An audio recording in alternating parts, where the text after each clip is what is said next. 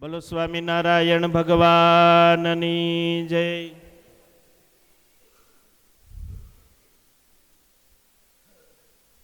વસંત પંચમીની આપણી ચાલતી માસિક સત્સંગ સભા.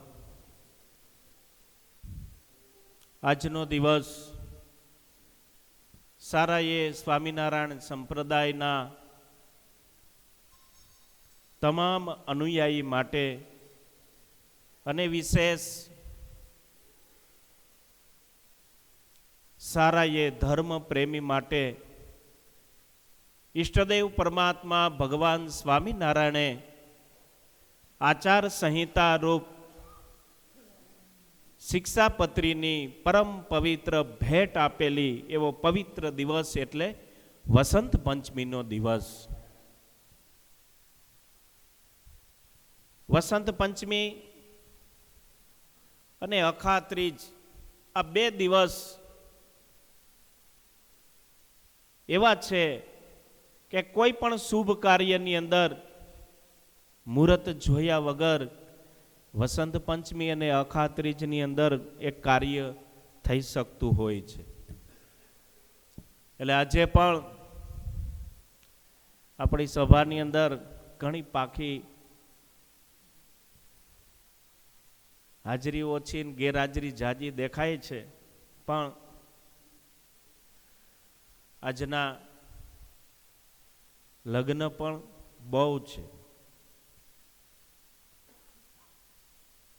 તમારો લગ્નગાળો આવે એટલે અમારે માથાનો દુખાવો તો ના કહેવાય, કારણ કે તમારા માટે બહુ અગત્યનો દિવસ કહેવાય, ગૃહસ્થ માટે. પણ વધારામાં વધારે તકલીફ છાત્રાલયની અંદર પડે. આજે લગભગ નહીં તો કાલે મેં દીપમભાઈને પૂછ્યું હતું કેટલા વિદ્યાર્થી ઘરે ગયા અને કેટલા જવાના. 21 છોકરા મેરેજ કરવા માટે ગયા છે. અત્યારના સમય પ્રમાણે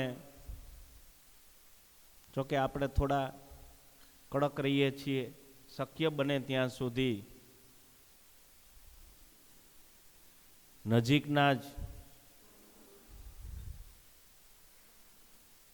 સગા બેનના મેરેજ હોય યા ભાઈને જવતલિયા તરીકેની જરૂરિયાત હોય, એવું હોય તો ફરજિયાતમાં રજા આપવી પડે. એટલે આજે લગ્નગાળો પણ એટલો છે. એમાંય 6 તારીખ અને 7 તારીખ, 2 તારીખ અને 3 તારીખ આના મુહૂર્ત બહુ વધારે છે. પણ આપણા માટે જેમ લગ્ન માટેનું અગત્યનું મુહૂર્ત છે, એમ શિક્ષાપત્રી જયંતીનો દિવસ, વસંત પંચમીનો દિવસ આપણા માટે પણ ઘણો બધો અગત્યનો છે. આજે જેટલા ભક્તો સભાની અંદર પધાર્યા છે, હું માનું ત્યાં સુધી તમને કોઈને આમંત્રણ નહીં હોય એવું નથી. તમને પણ આમંત્રણ હશે તો ઘણું બધું આટોપીને ઘરના એકાદ સભ્ય જઈને રોડવીને આટલા ભક્તો પધાર્યા છે. ખૂબ ખૂબ અભિનંદનને પાત્ર છો તમે. આપણી સભાની શરૂઆત ખૂબ સરસ રીતે કીર્તન ભક્તિથી સભાની શરૂઆત થઈ. કાર્યક્રમના દોડને આગળ ધપાવતા પાર્ષદ રવિ ભગતને કહીશ અહીંયા આવી અને પોતાના હૃદયના ઉદ્ગારો રજૂ કરશે. પાર્ષદ રવિ ભગત. સહજાનંદ સ્વામી મહારાજની, હરે કૃષ્ણ મહારાજની. ઈષ્ટદેવ ભગવાન શ્રી સ્વામિનારાયણ, પ્રગટ બ્રહ્મ સ્વરૂપ સ્વામી બાપા, આજની આપણી આ સત્સંગ સભામાં ઉપસ્થિત આપણા સૌના મોક્ષદાતા પૂજ્ય ગુરુ મહારાજ, સંતો, પાર્ષદો, હરિભક્તો, અને આજનો દિવસ એટલે આપણી ચાલતી ત્રિમાસિક સત્સંગ સભા શિક્ષાપત્રી જયંતી અને પૂજ્ય ગુરુ મહારાજ યુકે પધારવાના છે એ વિદાય સભા, આ ત્રિવેણી સંગમમાં ડૂબકી મારવા પધારેલા તમામ ભાવિક ભક્તોને ભાવથી જય સ્વામિનારાયણ. આજનો દિવસ એટલે વસંત પંચમીનો દિવસ, શિક્ષાપત્રી જયંતીનો દિવસ. 199 વર્ષ પૂર્ણ થયા અને આજે 200મી શિક્ષાપત્રી જયંતી મહોત્સવ. ભગવાન સ્વામિનારાયણે આપને જે શિક્ષાપત્રી આપી છે એ સર્વ જીવ હિતાવહ છે. જો એનું આપને કિંમત સમજાય, એનું આપને મૂલ્ય સમજાય, તો આ લોક ને પરલોક એ બેયમાં આપણું કામ થઈ જાય. સ્વામિનારાયણ ભગવાને ખાલી શિક્ષાપત્રીમાં ધર્મ માટે જ નથી કીધું, ભગવાનની ભક્તિ માટે નથી કીધું, પણ સર્વ જીવ હિતાવહ. હમણાં જ 26મી જાન્યુઆરી ગઈ. એવી જ રીતના જેમ ભારતનું બંધારણ 26મી જાન્યુઆરીને દિવસે નક્કી કરવામાં આવ્યું, એમ સ્વામિનારાયણ સંપ્રદાયનું બંધારણ છે ને એ આ શિક્ષાપત્રી છે. આજથી 200 વર્ષ પહેલાં ભગવાન સ્વામિનારાયણે આ સ્વામિનારાયણ સંપ્રદાયનું બંધારણ એટલે આ શિક્ષાપત્રી તમને અમને બધાને લખીને આપી દીધી. આમાં બધા જના નિયમ છે, સંતોના છે, પાર્ષદોના છે, સદવા વિધવા બહેનોના છે, હરિભક્તોના છે, આચાર્યના છે, એના પત્નીના છે, બધા જના નિયમ આમાં આવી જાય. જો એ નિયમ પ્રમાણે આપણે બધાય જીવન જીવીએ તો ક્યારેય દુઃખી આ માણસ આ દુનિયામાં થાય નહીં. એટલા માટે સરદાર વલ્લભભાઈ પટેલ એવું કહેતા કે શિક્ષાપત્રી પ્રમાણે આ દેશ વર્તવા માંડે ને તો એ કોઈ કાયદાની જરૂર પડતી નથી. એટલે શિક્ષાપત્રીમાં મહારાજે ઘણું બધું કહેલું છે, ખાલી ધર્મ માટે નહીં પણ દેશભક્તિ માટે પણ ઘણું બધું મહારાજે આ શિક્ષાપત્રીમાં લખેલું છે. શિક્ષાપત્રી એટલે સર્વ જીવ હિતાવહ. મહારાજે શિક્ષાપત્રીમાં લખ્યું કે સ્ત્રી, ધન, સંપત્તિ માટે ક્યારેય કોઈની હિંસા ન કરવી. મહારાજે આ લોકમાં સુખી થવા માટે પણ, લોકની શાંતિ માટે પણ મહારાજે એવી આજ્ઞા કરેલી છે કે અમારો જે આશ્રિત હોય એને પણ દશાંશ અને વિષાંશ કાઢવો, 10મો ભાગ ભગવાન માટે કાઢવો. અત્યારે મોદી સાહેબ ને સરકાર તમે જુઓ તો વિદ્યાર્થીઓને ભણવા માટે ઘણો બધો પ્રચાર કરે છે અને ઘણી બધી મહેનત કરે છે. તો આજથી 200 વર્ષ પહેલાં ભગવાન સ્વામિનારાયણે શિક્ષાપત્રીના 132ના શ્લોકમાં મહારાજે કીધું કે પૃથ્વી પર સદવિદ્યાની પ્રવૃત્તિ કરાવી. આજથી 200 વર્ષ પહેલાં ભગવાન સ્વામિનારાયણે પર્યાવરણ અને સ્વચ્છતા અભિયાન ચલાવ્યું. જેમ અત્યારે મોદી સાહેબ આખા ભારત દેશમાં સ્વચ્છતા અભિયાન ચલાવે છે, તો એ જ વસ્તુ ભગવાન સ્વામિનારાયણ આજથી 200 વર્ષ પહેલાં શિક્ષાપત્રીમાં લખી ગયા અને આપને બધાને આજ્ઞા કરેલી કે લોક શાસ્ત્ર તેમજ અન્ય સ્થાનકને વિશે મળમૂત્ર ન કરવા. નદી તળાવ હોય ત્યાં મળમૂત્ર ન કરવા. એ પર્યાવરણનું એક રક્ષણ છે. એવી જ રીતના મહારાજે જેમ પર્યાવરણનું રક્ષણ થાય એવી જ રીતના અર્થવ્યવસ્થા કીધી છે. જેમ ભારતનું અર્થવ્યવસ્થા હોય એવી જ રીતના ભગવાન સ્વામિનારાયણ પણ શિક્ષાપત્રીમાં સર્વ જીવ હિતાવહ, ખાલી હરિભગત માટે નહીં પણ હરિભગત હોય, હરિભગત ના હોય, બિન સત્સંગી હોય, એ આપણા ધર્મ પ્રમાણે આ શિક્ષાપત્રીના નિયમ પ્રમાણે જો જીવન જીવે તો ક્યારેય દુઃખી ન થાય.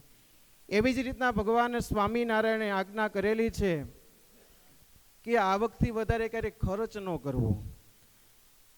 બીજું મહારાજ કે આવક જાવકનો હિસાબ રાખવો. બીજું મહારાજ કે કોઈથી કોઈ દિવસ કોઈ પ્રકારનું માથે કરજ ન કરવું. ચોથું મહારાજ કે તમે જે મજૂર કીધેલા હોય, તમે જે દાડિયા કીધેલા હોય અને જે એને રકમ નક્કી કરેલી હોય એ જ પ્રમાણે એને રકમ ચૂકવવી, એનાથી ક્યારેય ઓછી રકમ ન આપવી. અને પાંચમી આજ્ઞા મહારાજ એવી કરેલી છે અર્થવ્યવસ્થા માટેની કે 1 વર્ષ ચાલે એટલું ધાન્ય રાખવું અને 1 વર્ષ ચાલે એટલો ગાયું ભેંસુનો ઘાસચારો પણ રાખવો. શિક્ષાપત્રી એટલે આપણે કેવી રીતના જીવન જીવવું એ બધું જ આ શિક્ષાપત્રીમાં ભગવાન સ્વામિનારાયણે લખેલું છે. આપણે બીજે ક્યાંય ગોતવા જવું પડે એમ નથી. બધું જ કહેવાય ને કે ગાગરમાં સાગર હમાઈ જાય એમ કેટલાય શાસ્ત્રનો સાર ભગવાન સ્વામિનારાયણે આ શિક્ષાપત્રીમાં લખી દીધો છે. અને જો એની આપણે કિંમત સમજાય, એ પ્રમાણે આપણે જીવન જીવીએ તો કામ થઈ જાય. એવી જ રીતના પૂજ્ય ગુરુ મહારાજ યુકે સત્સંગ વિચરણ માટે જવાના છે. તો ભગવાન સ્વામિનારાયણ જ્યારે પૃથ્વી ઉપર પધાર્યા અને મહારાજે વચનામૃતમાં પણ લખ્યું, સ્વામી વાતુમાં પણ લખ્યું છે કે ભગવાનને મોટા પુરુષનું સત્સંગ વિચરણ છે ને એ અનેક જીવાત્માના કલ્યાણ માટે હોય છે. એના કોઈ દર્શન કરે, એની કોઈ સેવા કરે, એનો કોઈ સમાગમ કરે, એને કેને પ્રકાર એના ટચમાં કોઈ આવે તો એ જીવાત્માનું કલ્યાણ થતું હોય. એના અર્થે અનેક અવતારો આ પૃથ્વી પર આવ્યા, અનેક મહાપુરુષો આ પૃથ્વી પર આવ્યા. ગુણાતીતાનંદ સ્વામીથી લઈને આજ સુધી જોગી સ્વામી મહારાજનું જીવન જુઓ અને ગુરુ મહારાજ પણ અદ્યાપી પર્યંત અખંડ સત્સંગ વિચરણ કરે છે. આજે સ્વામીની 80 વર્ષની ઉંમર છે, છતાંય સ્વામી મંથલી ગુરુકુલ ઓછા હોય અને અખંડ સત્સંગ વિચરણ ચાલુ હોય. કેના માટે? કે અનેક જીવાત્માના કલ્યાણ માટે. એના કોઈ દર્શન કરે તો એનું કલ્યાણ થઈ જાય.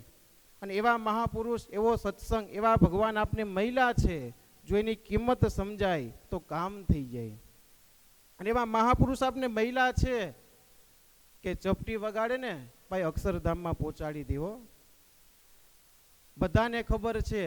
કાલનો પ્રસંગ તમને કહું. પીપલાણાવાળા વલ્લભભાઈ અહીંયા બેઠા છે. બાવાના બોડકાના ચાવડા પ્રમોદભાઈ, એના બા બહુ બીમાર, અને જાદવ વલ્લભભાઈ સભામાં બેઠા છે. એને ખબર અંતર પૂછવા ગયા એટલે માજીએ પ્રાર્થના કરી કે તમે વંથલી ગુરુકુલ જાઓ અને સ્વામીને પ્રાર્થના કરો કે મારે હવે રહેવું નથી, ધામમાં વહી જવું. અને પછી એને અહીંયા પીપલાણાથી જુનાગઢ હોસ્પિટલે લઈ ગયા, તબિયત બગડી એમાં. અને પછી સુરતથી એમના દીકરા વીવી જાદવ, એમનો ફોન કોઠારી સ્વામી ઉપર આવ્યો અને બપોરના લગભગ 1:30 થી 2 વાગ્યા. અને સ્વામીને પ્રાર્થના કરી. કોઠારી સ્વામીને કહે તમે સ્વામીને અત્યારે જગાડો અને સ્વામીને પ્રાર્થના કરો કે માજી હવે અંતિમ અવસ્થાએ છે અને માજીએ વેન લીધું કે સ્વામીને પ્રાર્થના કરો મને ધામમાં લઈ જાય. અને પૂજ્ય કોઠારી સ્વામી પાસે ગયા અને ગુરુ મહારાજને પ્રાર્થના કરી. સ્વામીને પ્રાર્થના કરીને કોઠારી સ્વામી ત્યાંથી ઓફિસમાં ગયા અને વીવી જાદવને પાછો ફોન કર્યો કે ભાઈ સ્વામીને પ્રાર્થના કરી, મહારાજ વહેલા ધામમાં લઈ જાય. અને જેવો ફોન મૂક્યો અને 5 મિનિટ પછી પાછો વીવી જાદવનો ફોન આવ્યો કોઠારી સ્વામી ઉપર કે માજી ધામમાં વહી ગયા. આ મહાપુરુષ આપને મહિલા છે. એટલા માટે કોઈએ કીધું ને કે ભગવાનને તો બધાય માને છે, પણ ભગવાનનું કેટલા માને? એમ આપણે બધાય ગુરુજીને માનીએ છીએ, પણ ગુરુજીની આજ્ઞાને કેટલા માને એ મહત્વનું છે. એટલે વિશેષમાં આ ત્રિવેણી સંગમ, આજે માસિક સત્સંગ સભા, વસંત પંચમી, શિક્ષાપત્રી જયંતી અને પૂજ્ય ગુરુ મહારાજ યુકે સત્સંગ વિચરણ, એટલે 1.25 મહિનો જેટલું સ્વામી વિચરણમાં જવાના છે. તો એ નિમિત્તે વિશેષ ભજન થાય અને સુખદ પૂજ્ય ગુરુ મહારાજ સંત મંડળ સાથે પાછા એ પધારે, એ નિમિત્તે આપણે વિશેષ ભગવાનનું ભજન કરીએ. બોલો સ્વામિનારાયણ ભગવાનની. પાર્ષદ રવિ ભગતે વસંત પંચમીની માસિક સત્સંગ સભા કરી અને વિદેશ લંડન સત્સંગ વિચરણ અર્થે જવાના છે.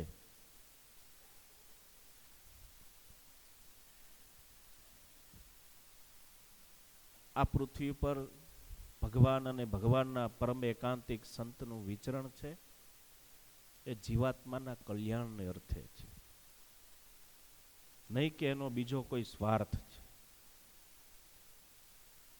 આજે મંદિર બનાવવાનું હોય, સત્સંગ સમાજ વધારવાનો હોય,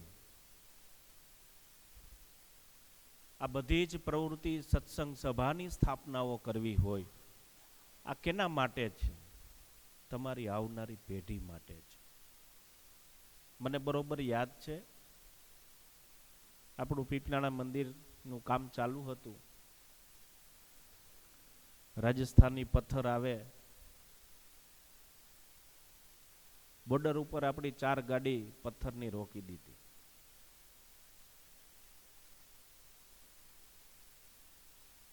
હું ત્યારે માણાવદર હતો. પીપલાણાથી ફોન આવ્યો એટલે મોહન સ્વામી આજ્ઞા કરી કે તમે ને ગોવિંદ સ્વામી જાઓ.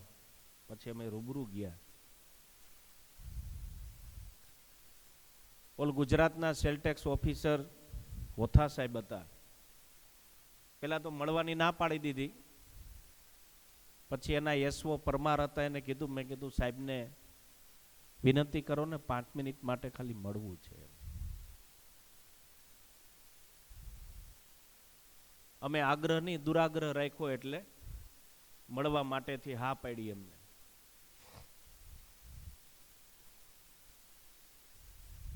રોયલ્ટી માટેનો બહુ મોટો પ્રશ્ન હતો. પથ્થરની કિંમત થાય એટલી રોયલ્ટીની કિંમત થાય. સાહેબને જઈને વિનંતી કરી, સાહેબ કોઈ કોમર્શિયલ જગ્યા કે કોઈ કોમર્શિયલ સ્થળ નથી બનાવતા. આ હિન્દુ ધર્મના પ્રતીક સ્વરૂપે મંદિર બનાવવાનું કામ કરીએ છીએ અને તમારી આવનારી પેઢી માટે આ વસ્તુ ઉપયોગરૂપ છે, એટલે અમે વિનંતી કરવા માટે આવ્યા છીએ. આપની પાસે સત્તા છે, આપ ધારો તો આ મંદિરની અંદર આપના 2 શબ્દથી તમે સેવા કરી શકશો.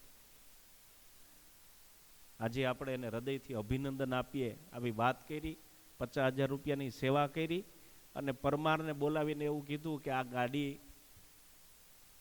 આ લોકોનું લેટરપેડ વાળી ગાડી નીકળે, લેટરપેડ ભેગું રાખશે, આ લોકોની ગાડી જવા દેવાની છે, એની 1/5 રોયલ્ટી ના લેતા. કહેવાનું મારું એ છે, જેને સત્સંગ નથી પરંતુ જેના હૃદયમાં એવું છે કે હું હિન્દુનો દીકરો છું, એવું જેને હૃદયમાં છે, એને પણ જો એવો ભાવ થતો હોય તો આપને તો ઉત્તરોત્તર આપણે સત્સંગની અંદર રહેલા છીએ. આપને પણ એવો ભાવ હોવો જોઈએ કે આજે ગુરુ મહારાજ આટલો પરિશ્રમ કરી અને જે કાર્ય કરી રહ્યા છે એ તમારા મારા માટે તો છે, પણ આવનારી પેઢી માટે પણ આ વસ્તુ છે. બીજું એમને વાત કરી, સભામાં મારા ખ્યાલથી વલ્લભભાઈ આવ્યા છે, વલ્લભ પૂંજા છે સભામાં, ઊંચો વાત કરો તો. હા, એ બેઠા.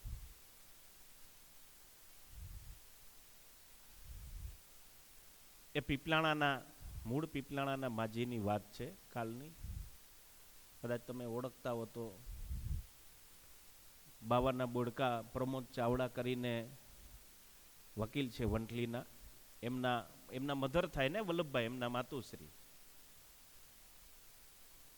એટલે એ પીપલાણા હતા ને પછી વલ્લભભાઈ ખબર કાઢવા ગયા, એમના ભાઈના ઘરે હતા તે. એમને વાત કરી એટલે ત્યારે મગજમાંથી રહી ગયું. પછી દવાખાને ગયા તો વલ્લભભાઈને પૂછ્યું, ભાઈ તે સ્વામીને વાત કરી કે નહીં, મારી વાત પુગાડી? તો કે એ મગજમાંથી રહી ગયું છે.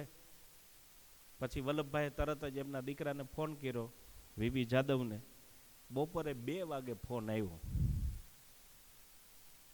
એટલે મને કે આવી વાત છે, માજીની આવી ઈચ્છા છે, અત્યારે જ સ્વામીને વાત કરવાની જઈ કે કઈ વાંધો નહીં. ગુરુ મહારાજને પ્રાર્થના કરી. સ્વામી કે સારું, કઈ વાંધો નહીં, આપણે સ્વામી બાપાને મહારાજને પ્રાર્થના કરી દઈ, લઈ જાય ધામમાં. હું સીડીના પગથિયા ચડીને ઉપર જતો હતો. લગભગ વલ્લભભાઈ કેટલી 5 મિનિટ થઈ છે, 5 થી 7 મિનિટ. 10 મિનિટ વધી. મેં વિવીને ફોન કર્યો, મેં કીધું ભાઈ તમારી પ્રાર્થના મેં કરી દીધી છે. વિવીએ ત્યાં ફોન કરીને કીધું ભાઈ સ્વામીને પ્રાર્થના કરી દીધી છે. 10 મિનિટમાં પાછો ફોન આવ્યો, માજી ધામમાં વહી ગયા. આપણે કાંઈ પરચાની વાતો કરીને હંબક હલાવવો એવી કોઈ વાત નથી, પણ તાજા ભજીયા ખાવાની વાત છે. આ તો કાલની જ ઘટના બની અને હું એનો તાજનો સાક્ષી છું. હું વિષ્ટિકાર હતો અને વલ્લભભાઈ સભામાં બેઠા છે. એટલે કહેવાનું મારું એ છે, આપણું દિલ કેવું છે,